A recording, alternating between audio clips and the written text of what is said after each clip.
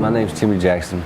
I'm in prison for first-degree murder, doing a life without in prison with no parole. Tim Gilbert. I'm the overall lead man here in Restorative Justice. I'm incarcerated for burglary, rape, and kidnapping, serving a 25-year sentence. Jaron Atkins. I'm incarcerated for second-degree murder. I got a life with a possibility of parole sentence. When I came into prison, people didn't grab me and pull me to the side and say, hey, you need to make your time as easy or as best as you can. You need to get in school. You need to get in classes. I was handed a knife in one hand, drugs in another, and a rig, a syringe was real close by. When I first came down, I wasn't sorry. You know, I was sorry I got caught. You know, I didn't really have any remorse. I didn't have any sympathy or empathy. I didn't have any of that. When I got to the county jail, for real though, when I got inside the back seat of that car, something went off in my head like, yeah, bro, you messed up, you know what I'm saying? You really messed up. Restorative justice is a program designed to hold offenders accountable for their actions, for their crimes that they've committed, and to educate offenders that your criminal behavior really has an impact on not just your life and not just your victim's life, but on the lives of everyone who's connected to you and your victims.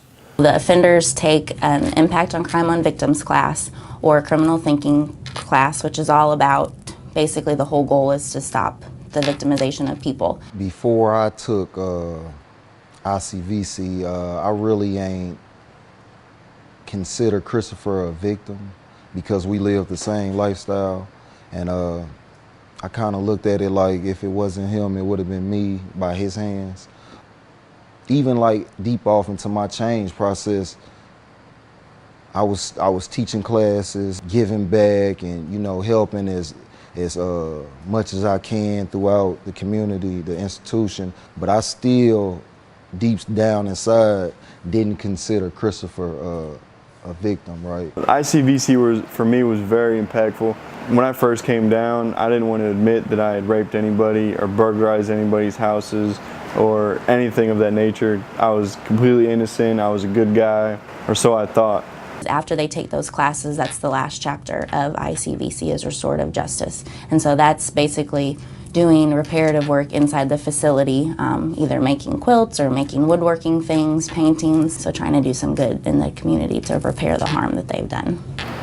I love giving back with the blankets as far as the blankets go, because we make the weighted blankets for the autistic kids. These vest and blanket, weighted blankets makes these kids feel like they're being hugged and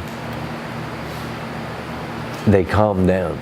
Restorative justice have been a big help for me. It actually have been probably the most important thing I have ever decided to do, you know what I'm saying? With me not having no way to go home to my kids or my mother, I had to do the next best thing. Once I do that, and I'm up here in restorative justice, I can turn around and with us making our blankets, them are the things that I can give back to society.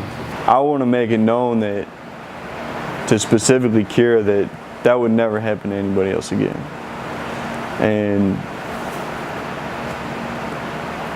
And I feel like it's my obligation to correct my wrongs and to do anything that I have to do to get to the core of it, to the bottom of what I've done and why I did those things. And it might sound weird to a lot of people, but I'm glad I came to prison, because who knows what I would have done, who knows where I'd be now if I didn't.